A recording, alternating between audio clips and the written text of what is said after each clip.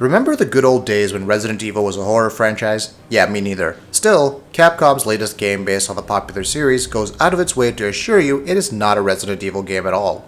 Umbrella Corps is merely based on Resident Evil, you see. It takes several cues from Resident Evil such as locations, weapons, and a few character skins, not to mention the T-Virus zombie monsters and such. Capcom seemingly lacked the confidence to call it a Resident Evil game, but also wanted the cold hard cheddar that would come from those two words. Compared to previous Resident Evil titles, Umbrella Corps follows in Resident Evil 6's over-the-top action footsteps for better or worse that so many fans despise. Even held to its own standards, it's little more than a generic shooter using the iconic franchise as a crutch more than anything. Umbrella Corps' focus is on multiplayer. It's a team-based tactical shooter, as tactical as an online console game can be anyway, which pits you and two teammates versus three others in arenas full of zombies. There are only 7 maps and 2 modes, One Life in which you get 1 life per round, and Multi-Mission which sets different objectives per round. One Life mode is by far the best option. It's a lot more tactical than the Multi-Mission mode, and you'll have a better chance to play with some of the game's systems like cover shooting and, well, just cover shooting. The Multi-Mission mode highlights Umbrella Corps' many flaws. Every game typically plays the same. You and your team start slow, crouching around and checking every corner. After the two teams make first contact, it turns into a free-for-all deathmatch where the objectives are ignored by all. Aside from the objectives being dull as dishwater and all amounting to the same kill this person or this zombie or this group of zombies, there's one overpowered weapon that breaks the balance. It's a melee weapon called the Brainer. Equip it and you become King of Death Mountain. It's an instant one-hit kill weapon that gives you a lunge ability once you lock onto targets and makes you briefly immortal once you strike an enemy. Needless to say, this attack is spammed ad nauseum. What makes the Brainer all the more deadly is the atrocious camera system. The camera isn't placed over your shoulder so much as it's shoved into the back of your avatar's neck, and the field of view is minimal.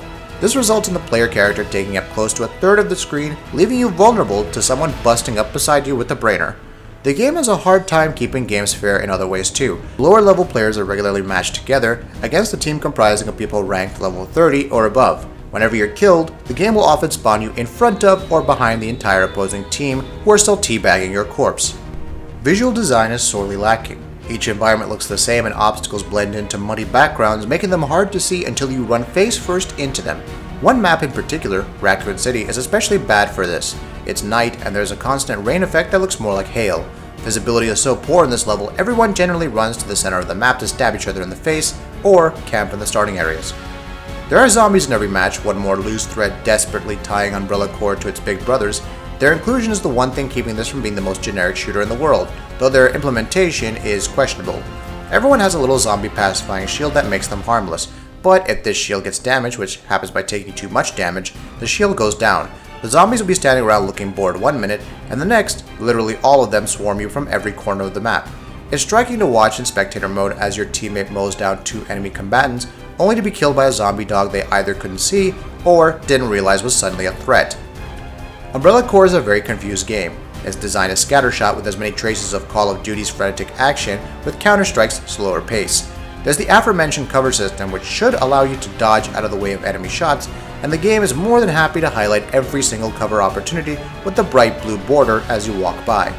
However, you have so much health that you can tank gunfire to a ludicrous degree, rendering cover, grenades, and sniper rifles pointless. This would be fine if matches were designed to be fast-paced, but they're not. The One Life mode is a slow experience since everyone's too afraid of death, and because it's broken up into rounds. But the Multi-Mission mode is round-based too, meaning after each objective, control is wrestled away from everyone and you're set back to the starting locations. This always happens as the match begins to heat up and destroys any sense of flow and rhythm in the combat. The biggest shame is that some of these mechanics work well on their own. Shooting is tight and popping in and out of cover is fluid. You can slowly inch a door open, poking out your gun the whole way, or kick it down like a badass. Going into first person to aim feels natural and almost makes up for the terrible third person camera. But the game on top of those mechanics is at odds with itself, unsure if it wants to be fast and twitchy or methodical, team-driven, and objective-based. There are multiple customization options as you'd expect from this kind of game. You can change your armor color or unlock different skins. You can change your guns as well, decking them out in a bright pink paint job or putting scopes and suppressors on them. Interestingly, despite the armor changes being cosmetic, they're far more important than weapon customization. Guns are easy to aim as it is, and you can't change their damage output, and everyone uses the Brainer anyway. All the character models in the game are identical, making it impossible to discern friend from foe at first glance. There is a single-player campaign called The Experiment, but it's not worth writing home about. Each level is the same. You have to kill zombies and collect 20 DNA samples. There is a story of sorts, but it's short, communicated entirely through text, and is so poorly written that you have to wonder if Capcom tacked it on at the last possible minute. Umbrella Corps' biggest problem is its lack of variety. It tries to ape every popular online shooter without contributing any new ideas of its own.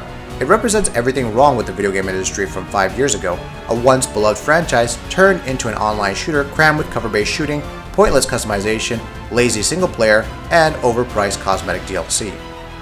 We hope you've enjoyed this video, so please consider subscribing to our channel. We do original content, reviews, graphics comparison, and much more, and try to upload a video every day.